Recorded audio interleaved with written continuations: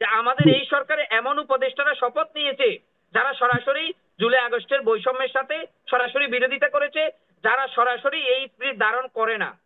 এই উপদেষ্টাদের অল্প সময়ের মধ্যে ক্যাবিনেট থেকে বের করে আর জনগণের আস্থাভাজন কিছু উপদেষ্টা আনবে। সবার কিন্তু 5 তারিখের পরে আমরা যারা রাষ্ট্রের পক্ষে ছিলাম, গণতন্ত্রের পক্ষে ছিলাম, আমরা যারা বিজয়ী শক্তি, আমাদের কথাগুলো কিন্তু মোটা লাইনে হচ্ছে একটাই, কিন্তু হয়তো আমাদের বলার ভিন্নতা থাকতে পারে, চিন্তার ভিন্নতা থাকতে পারে, কিন্তু আমরা যা চাই সেটা আমরা সবাই চাই। আমরা এখানে ধরেন আমরা 4 জন আছি, সাইদ ভাই একরকম করে বলছে, রিতা আপা বলছে, আব্দুল সালাম ভাই বলছে, আমি বলছি, কিন্তু আমরা সবাই বলছি যে যার মতো করে। কিন্তু আমরা সবাই কিন্তু মোটা দাগে একটা সুষ্ঠু নির্বাচন চাই, ন্যূনতম সংস্কার চাই। খুনি হাসিনার এই যে দল বাংলাদেশ আওয়ামী লীগকে নিষিদ্ধ চায়, গণহত্যা যারা করেছে তাদের বিচার চায়। তো এই যে জিনিসগুলো আমরা চাই সবাই, কিন্তু আমাদের বলার ভিন্নতা থাকতে পারে, ডাজেন্ট ম্যাটার, কিন্তু আমরা সবাই চাই কিনা, আমরা সবাই চাই। তো এইটা হচ্ছে, আমি দেখুন, আমি সংস্কার কমিশনের যারা আছেন, যারা সংস্কার নিয়ে কথা বলছেন, আমি এই বিষয়গুলো পুরোটা দেখছি। যে আসলে আমি শুধু একটা কথাই বলবো, যে তারা বাংলাদেশে যে সংস্কার এই মুহূর্তে করতে চাচ্ছে বা কমিশনগুলো যা ভাবছে, সেটা হচ্ছে বরাবরের মতো একটা উন্নত বিশ্বের সংস্কার প্রক্রিয়া। কিন্তু তাদেরকে ভুলে গেলে চলবে না যে বাংলাদেশ একটা উন্নত বিশ্ব নয়, বাংলাদেশ একটা উন্নয়নশীল বিশ্ব। এই উন্নয়নশীল বিশ্বকে উন্নত বিশ্বে পরিণত করতে হবে। কিন্তু আমরা দেখতে পাচ্ছি আমাদের কিছু কিছু সংস্কার উন্নত বিশ্বের সংস্কার হয়ে যাচ্ছে, ওয়েস্টার্ন সংস্কার হয়ে যাচ্ছে। তো সেটা তো আমার রুট লেভেলে যারা আছে, আমার রিক্সাওয়ালা, আমার দেশের শ্রমিক, আমার দেশের জেলে, তারা তো সেই সংস্কার বুঝবে না, তারা সেই সংস্কারের সুফলও পাবে না। তাহলে আমাদের কথা হচ্ছে বাংলাদেশকে উন্নত বিশ্ব বিবেচনা করেই আপনাকে সংস্কার প্রক্রিয়া করতে হবে, যেন এই সংস্কার প্রক্রিয়া করতে করতে একসময় বাংলাদেশ উন্নত বিশ্ব হয়ে যায়, উন্নয়নশীল বিশ্ব থেকে। এই যে একটা দীর্ঘ প্রক্রিয়া, সেই প্রক্রিয়াটা রাখতে হবে। একেবারে আমি এই সংস্কারটা করে দিলাম, এটাই শেষ সংস্কার, আগামীতে বাংলাদেশ এভাবেই চলবে, এই মন মানসিকতা আমি মনে করি যে এটা এই সংস্কারের জন্য বাংলাদেশের বর্তমান যে সরকার, এই সরকারের জন্য একটা আত্মঘাতী সিদ্ধান্ত হবে। কারণ ধরেন আমি যদি আপনাকে তর্কের খাতিরে বলি, আগামী দিনে যদি মানে জনগণের মাইন্ডেড নিয়ে যদি কোনো সরকার এসে এই সরকারের মোটা দাগে কোনো সংস্কারকে যদি অস্বীকার করে, তারা যদি বলে যে না আমরা এই সংস্কার রাখবো না, তখন কি বলবেন? সুতরাং এজন্য আমি বলছি যে এই সংস্কার প্রক্রিয়ার মাইন্ডেড বাংলাদেশের প্রত্যেকটা রাজনৈতিক দল, পাঁচটার ফল। কারণ তারা বাংলাদেশের মানুষকে নিয়ে রাজনীতি করে, তাদের সবারই, প্রত্যেকটা রাজনৈতিক দল বলতে আমি বুঝিয়েছি ছোট রাজনৈতিক দল হোক বড় রাজনৈতিক দল হোক, তারা সবাই জনগণের জন্য রাজনীতি করছে। সুতরাং আপনি সংস্কার করতে হলে সর্বপ্রথম সকল রাজনৈতিক দলকে ঐক্যবদ্ধ করতে হবে, ঐক্যমতের ভিত্তিতে বাংলাদেশে একটা সংস্কার করতে হবে। এবং এই সংস্কারটা কি? ধরুন দীর্ঘ 8 মাস আমরা শুধু সংস্কারের গল্প শুনে আসছি, যে সংস্কার করতে হবে, সংস্কার করতে হবে। কি সংস্কার করতে হবে সেটা আমরা বলছি না কেন? সরকারের পক্ষ থেকে বলছে না কেন যে ভাই আমি এই সংস্কার করব, আমার এতদিন সময় লাগবে, আপনারা আমাকে সেই সময়টা দয়া করে দেবেন? এটা এটা বলতে অসুবিধাটা কোথায়? আরেকটা বিষয় আমি বলছি সাগর ভাই, দেখুন, আমার সমালোচক আরেকজন বলেছে যে বাংলাদেশ পুলিশের মধ্যে থেকে এখনো খুনিয়া চিনার দোষরা বের হয় নাই, এসপিরা নিউট্রাল হয় নাই, ডিসিরা নিউট্রাল হয় নাই। তাহলে ভাই 8 মাসে মন্ত্রণালয়গুলো কি করেছে?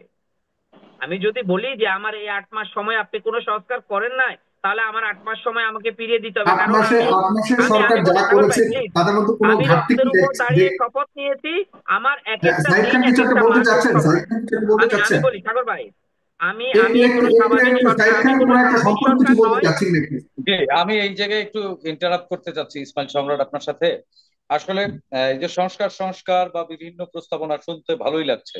আমরা, আপনি নিশ্চয়ই গান শোনেন, গান শুনতে কিন্তু ভালো লাগে, কিন্তু গান সবাই গাইতে পারে না। এই যে নানান কমিশন থেকে যে নানান ধরনের সুপারিশ, Australia model, Europe model, America model, নানান মডেল শুনতে বেশ ভালো লাগছে। আপনার, আমার দেশের সংস্কার, রংপুরের জন্য এক ধরনের সংস্কার, বরিশালের জন্য আর এক ধরনের সংস্কার, কৃষকের জন্য এক ধরনের সংস্কার, আমলার জন্য এক ধরনের সংস্কার। এটা হচ্ছে সবটা মিলে যে সংস্কার, সেটি হচ্ছে মৌলিক সংস্কার। সেই আপনি এখন এনজিও মডেলে যদি রাষ্ট্র চালাতে চান, বা এনজিও মডেলে যদি রাষ্ট্রকে পরীক্ষামূলক প্রকল্প মনে করেন, সেটি কিন্তু আসলে রাষ্ট্রের ক্ষেত্রে প্রযোজ্য না। রাষ্ট্র চালানো আর এনজিও চালানো এক জি না। অনেক জি রাজনৈতিক দল অভিযোগ আমি করছে আসছি, আমি আসছি আপনার কাছে, আমি আসছি। এনজিও সরকার হয়ে গেছে। জাহিদ খান আমি আসছি আমি আপনার এই কাছে। সরকারের দায়িত্বশীল ব্যক্তিদের প্রতি অনুরোধ রাখতে চাই, আপনারা এই ডিলেমা থেকে বেরিয়ে আসুন। রাজনৈতিক দলগুলো যে অভিযোগ তুলছে সেটি মিথ্যে আমি আসছি আপনার প্রমাণ কাছে, করুন। আমি আসছি আপনার কাছে। জি, জি। জনাব ইসমাইল সম্রাট ভাই বলছিলেন। আমি আমি আপনাকে মোটা দাগে যদি বলি, ধরেন এখন থেকে এপ্রিল মাস শেষ, মে, জুন, জুলাই এই 3 মাসের মধ্যে বাংলাদেশে বর্তমানে যে সংস্কার প্রক্রিয়া নিয়ে আলোচনা হচ্ছে, কথা হচ্ছে, এটা এই 3 মাসের মধ্যে সম্ভব। যদি সরকার আন্তরিক হয়, মন্ত্রণালয়গুলো আন্তরিক হয়, সরকারের যদি সেই হিম্মত থাকে, সরকার যদি মনে করে আমি রক্তের উপর দাঁড়িয়ে আছি, আমার সময় নেই, আমাকে সংস্কার করতে হবে, তাহলে আমি মনে করি 3 মাসের মধ্যে যা আলোচনা হচ্ছে সব সংস্কার করা সম্ভব। আপনি একটা প্রজ্ঞাপন দেন না, যারা খুনি হাসিনার দোসর ছিল, যারা আমলাতন্ত্রে ছিল, যারা আমলাতন্ত্রকে কুক্ষিগত করে খুনি হাসিনাকে প্যাসিবাদতন্ত্র কায়েম করেছে, সেই সকল ব্যক্তিকে আপনি ওই করে দেন একটা আদেশে। এটার জন্য তো আপনাকে 6 মাস অপেক্ষা করতে হবে না, 8 মাস অপেক্ষা করতে হবে না।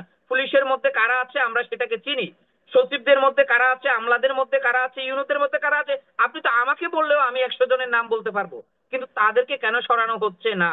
ফার্স্ট অফ অল আরেকটা বিষয় আপনি দেখুন, যেখানে হত্যা মামলার আসামি, গণহত্যাকারী দল, গণহত্যা মামলার আসামি, তারা দিব্যিকার ঘুরে বেড়াচ্ছে, তাদেরকে ধরা হচ্ছে না।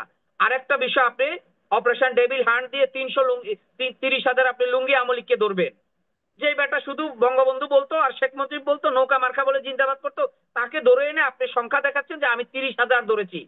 আপনাকে তো আমরা সংখ্যা চাচ্ছি না, আমরা কোয়ান্টিটি চাচ্ছি না, আপনি কোয়ালিটি ফুল ধরেন না। সত্যিকার অর্থে যারা এলিগেন্ট ছিল, সত্যিকার অর্থে যারা রাঘব বোয়াল ছিল, আপনি 30,000 না ধরে 30 জন ধরে আমাদেরকে দেখান যে আমরা শেখ পরিবারের 10 জন ধরেছি, 300 এমপির মধ্যে আমরা 100 এমপি কে ধরেছি। এই জিনিসগুলো আপনাকে মোটা দাগে জনগণের কাছে ক্লিয়ার করতে হবে। আরেকটা বিষয় সাগর ভাই, আপনি কিন্তু দেখবেন ঈদের পর পর আপনি এই সংস্কার বলে বলে খুব বেশি দূর যাওয়া যাবে না। কারণ বাংলাদেশের মানুষের একটা স্বভাব আছে, সেই স্বভাব হচ্ছে বাংলাদেশের মানুষ অনির্বাচিত সরকারকে খুব বেশি দিন সহ্য করে না। এটা ধরেন আমি মনে করি একবার 1971 সাল থেকে আপনি শুরু করে তো এখন আপনাদের ভাষায় পর্যন্ত। তো শেখ হাসিনা নির্বাচিত ছিল না, সে তো প্রায় না, এক শেখ যুগের হাসিনা বেশি ছিল। অনির্বাচিত সরকার ছিল, কিন্তু তার জন্য তো হ্যাঁ। আমরা সংগ্রাম করেছি। আপনি যদি দেখেন হুম। স্বাধীনতা যুদ্ধে, স্বাধীনতার পরে, অর্থাৎ আমরা আইইউবিআই এর শাসন আমল দেখি নাই। এখন যারা বিদ্য আছে তারা বলছে যে আইইউবিআই এর শাসনের থেকেও জঘন্যতম শাসন ছিল খুনি হাসিনার শাসন। একেবারে গুলি করে আমার দেশের জনগণকে হত্যা করবে, এটা তো পাকিস্তানি সরকারও করে না। কিন্তু সেই অস্ত্রের মুখে দাঁড়িয়ে তো আমরা 15 বছর লড়াই সংগ্রাম করেছি। আমরা লড়াই সংগ্রাম করে একটা গণ অভ্যুত্থান করেছি এবং বাংলাদেশে দ্বিতীয়বার ইতিহাস সৃষ্টি করেছি আমরা, যে একেবারে 300 জন, 300 আসনের এমপি পালিয়ে যাবে। এই ইতিহাস বাংলাদেশের মানুষ সৃষ্টি করেছে, খুনি হাসিনার বিরুদ্ধে দাঁড়িয়েছে। এটাকে আপনি তো হালকা ভাবে নিলে হবে না। সে আমি মানছি সে বিনা ভোটে ছিল, সে জনগণের ভোট তোয়াক্কা করে নাই, কিন্তু তার শেষ পরিণতিটা কি হয়েছে? বাংলাদেশ থেকে একটা দল হারিয়ে গেছে, ব্যক্তি হারিয়ে গেছে। বাংলাদেশ রাষ্ট্রটা মানুষ নতুন করে ভাবার এই যে স্বপ্ন, সেই স্বপ্ন দেখছে। তো এটা বাংলাদেশ ভারতের অঙ্গরাজ্য হয়ে যেত। এই খুনি হাসিনা যদি এই টার্মটা থাকতো, বাংলাদেশকে অন্য একটা দেশ হস্তক্ষেপ করতো। সেই জায়গা থেকে বাংলাদেশ ফিরে এসেছে। তো এটা কি আমাদের জন্য অনেক বড় চাওয়া না? পরপর 3টা জাতীয় সংসদ ইলেকশন করেছে বিদায় এইটা হয়েছে। আমি মনে করি যে এটা হওয়া দরকার ছিল, এবং এই স্বৈরাচার সরকারের যে গুম, খুন, হত্যা সবকিছুকে সহ্য করে বাংলাদেশের মানুষ 5ই আগস্টের জন্য অপেক্ষায় ছিল। জি। সেই অপেক্ষা 5ই আগস্টে হয়েছে, ধন্যবাদ। খুনি হাসিনা পালিয়ে গেছে। এখন আসেন, আপনি যে সংস্কারের কথা বলছেন, আমি তো মনে করি সরকার যদি সব রাজনৈতিক দলের মধ্যে ঐক্য চায়, সরকার যদি বাংলাদেশের মানুষের মধ্যে ঐক্য চায়, সরকার যদি এই সময় পুরো বাংলাদেশের একটা জনপ্রিয় সরকার হতে চায়, একটা হুম। গ্রহণযোগ্য সরকার হতে চায়, তাহলে সরকারকে অবশ্যই ক্লিয়ার করতে হবে যে আমি এই সংস্কার করব, আমাকে এতদিন সময় লাগবে। তখন সেই হুম। সংস্কার নিয়ে আলোচনা হবে, সময় নিয়ে আলোচনা হবে। কিন্তু আমরা তো এখনো দোয়াশার মধ্যে রয়ে গেছি 8 মাসে। হুম। একটা পক্ষ বলতে এই সংস্কার করা যাবে না, আরেকটা পক্ষ, আরে ভাই মোটা দাগে আপনি আসেন না, নির্বাচন কমিশন সংস্কার করেন, যে রাজনৈতিক সরকার আসবে যাবে, কিন্তু নির্বাচন মানে আপনার এই নির্বাচন কমিশনে কেউ হাত দিতে পারবে না। আপনি বাংলাদেশের সুপ্রিম কোর্ট, বিচার বিভাগ, সরকার আসবে যাবে, বিচার বিভাগে কেউ হাত দিতে পারবে না। আপনি বাংলাদেশ পুলিশে এমন সংস্কার করেন যে সরকার আসবে যাবে, কিন্তু কেউ দলীয় স্বার্থে পুলিশকে আর ব্যবহার করতে পারবে না। তো এগুলো করার জন্য কি আপনাকে একেবারে পিএইচডি করে আসতে হবে? এগুলো করার জন্য আমি মনে করি যে 1 মাস সময় যথেষ্ট। যে 3টা কথা আমি আপনাকে বলেছি, এই 3টা কথা। আরেকটা বিষয় আছে, যেমন সচিবালয়কে যদি আপনি সরকারের থেকে, যদি আপনি একটা রাজনৈতিক দল থেকে বের করে আনেন, তার জন্য কি কি সংস্কার করা দরকার, হুম। সচিবদের জন্য কি সংস্কার করা দরকার। তো এগুলোর জন্য তো আপনি শুধু সকালে এক কথা বিকেলে এক কথা, এই সরকার চাই না, এই রাজনৈতিক দলগুলো আমাদের জি। সংস্কারের সাথে ঐক্যমত হচ্ছে না, এই কথাগুলো বলে আমি মনে করি শুধুমাত্র সময় ক্ষেপণ করা এবং জি। বাংলাদেশকে বিভাজনের দিকে নিয়ে যাওয়া। আজকে খুনি হাসিনার দোসররা জটিকা মিছিল করার সাহস কোত্থেকে পেয়েছে? আজকে হুম। খুনি হাসিনার দোসররা জটিকা মিছিল করার সাহস এখান থেকে পেয়েছে, যখন দেখে যে যারা হত্যা মামলার আসামি তারা বাড়িতে ঘুমাচ্ছে। আর এই খুনি হাসিনার আমলে যে হত্যা করে নাই, যাকে ধরে এনে সাজানো মামলা দিয়েছে সেও বাড়িতে থাকতে পারে না। আর এখন সত্যিকার অর্থে যারা খুনি, যারা হত্যা করেছে, যারা গণহত্যার সাথে লিপ্ত, তাদের ভিডিও ফুটেজ আছে, তাদেরকে সবাই চিনে, কিন্তু তারাও নির্বিকার ঘুরে বেড়াচ্ছে। তাহলে এটা কিসের আলামত? এটা জি হচ্ছে বিপ্লবীদের সাথে একটা বিশ্বাসঘাতকতার আলামত। আমি মনে করি এই জিনিসগুলো এখনো সময় আছে। বাংলাদেশে একটা দলকে নিষিদ্ধ করতে ধন্যবাদ। হবে, এটার জন্য সরকারকে কতটুকু সময় নিতে হবে? জনগণ তো সেই মাইন্ডেড দিয়েছে, আর, যারা হত্যা সরকার তো করেছে বলেছে, তাদের আজকে তো সবাইকে বলেছে জনাব ধরার জন্য। জনাব কিন্তু জনাব না, আমি নজরুল বলি ইসলাম, সাগর ভাই, জনাব নজরুল ইসলাম যারা উপদেষ্টা যারা বলেছেন, গণহত্যাকারী, তিনি যারা বলেছেন এটা গণহত্যার এটা তো আসামি, সরকার করতে পারবে না, এটা এটা জনগণের কাছে, এটা তিনি একটা রেফারেন্ডামের মাধ্যমে জনগণ সিদ্ধান্ত নেবে, আদালত নিতে পারে, এই ধরনের কথা বলেছেন জনাব নজরুল ইসলাম। না না, তাহলে তাহলে এই সরকারকে আপনি বিপ্লবী সরকার বলতে পারবেন না। তাহলে এই সরকারকে সাংবিধানিক সরকার বলতে হবে। সরকারকে সাংবিধানিক সরকার বলতে হলে সরকারকে বৈধ বলা যাবে না। যেই সরকার খুনি হাসিনার দল বাংলাদেশ আওয়ামী লীগকে নিষিদ্ধ করতে পারবে না, সেই সরকার তো বিপ্লবী সরকার হতে পারে না। তো এই এই তাহলে আপনাকে আগে বুঝতে হবে সরকার কি গণতান্ত্রিক সরকার, নাকি বিপ্লবী সরকার, নাকি সাংবিধানিক সরকার। সরকার তো আপনি একসময় যখন আপনার স্বার্থে আসবে তখন বলবেন ভাই সরকার বিপ্লবী সরকার। তাহলে তো ভাই বিপ্লবী সরকার আচরণ তো এটা না। 8 মাস পরে আসামিরা ঘুরে বেড়াবে, 8 মাস পরে গণহত্যাকারী দল নিষিদ্ধ হবে না। তাহলে এই সরকারকে কোনোভাবেই কেউ একবারের জন্য বিপ্লবী সরকার বলতে পারবে না। তো এটা আমাদের দুঃখ, আমি মনে করি এটা আমাদের জন্য জি, ব্যর্থতা। আমরা ধন্যবাদ যারা ধন্যবাদ আন্দোলনের সাথে ছিলাম, আমরা যারা ধন্যবাদ বিপ্লবের সাথে ধন্যবাদ। ছিলাম, যে আমাদের জি এই সরকারে এমন উপদেষ্টারা শপথ নিয়েছে যারা সরাসরি জুলাই আগস্টের বৈষম্যের সাথে সরাসরি বিরোধিতা করেছে, যারা সরাসরি এই স্পিরিট ধারণ করে না।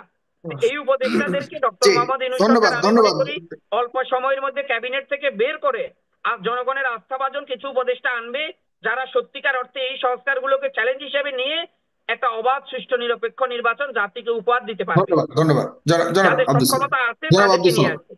জি ধন্যবাদ। প্রিয় দর্শক, আপনারা একমত কিনা জনাব ইসমাইল সম্রাটের সাথে?